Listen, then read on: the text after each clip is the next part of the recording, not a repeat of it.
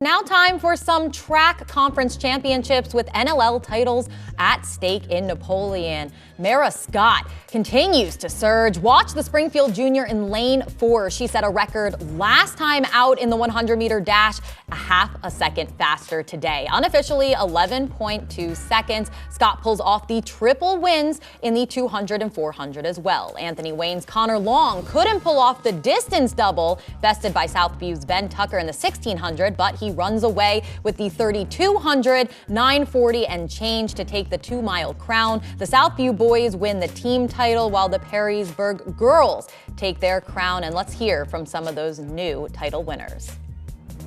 Across the board, we all support each other. Like the throwers support like the distance crew, and like the sprinters are watching like long jump and all that. So we're really just all like a really tight-knit group of people. I wanted to take home the win. Obviously, it's really helpful to have all your teammates cheering you on. It feels great. You know, all of us have been working hard throughout the season, putting in the miles, all the work. Northview had an incredible performance as well. A lot of them are our friends, and we love a little friendly competition. And added support from our team, Brad Woznicki and Brandon Bosch with more. Back out here one final time at Charles Buckenmeyer Stadium in Napoleon. The Northern Lakes League Track Championships in the books, and on the girls' side, team performance once again from Perrysburg, defending their title, and individually one of the most notable performances, Mara Scott of Springfield. Absolutely, and we talked about it throughout the evening, and I felt like we were doting on her quite a bit, but it's deservedly so when you hold records not just in the 1 and the 2, but you also hold them in the 4, and you really individually for your team, you hold that team up, and you saw the increase in where they performed from a year ago to now, going from 5th to 2nd. It's just very impressive, and it's really on her back and what she's been able to do for that program and for that school. It's very impressive, and I feel lucky to have been able to watch her compete tonight. But as a whole for a team, Perrysburg impressive. They don't have a whole lot of weaknesses, and you think moving forward they're going to be one of the favorites of the district and maybe even the regional level.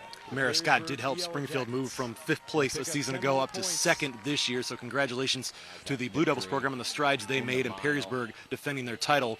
Boys side, across the board, there were some great individual performances throughout the night, but the relay races really stuck out to us. A lot of battles between Southview and Napoleon, and the Battle of Sylvania to finish it out. It was, and it was a lot of fun in those races, and really throughout the evening for the boys. We talked about it again throughout the broadcast. There wasn't a whole lot of differentiation between the teams, but it was Southview throughout the evening that you and I both felt they just didn't really have a weakness, much like Perrysburg on the girls' side. And when you're that strong in that many events, you're able to compete at a really high level and win championships like the Southview Cougars did tonight. It was unfinished business for the Southview Cougars, who finished 2nd in 2022 behind Springfield.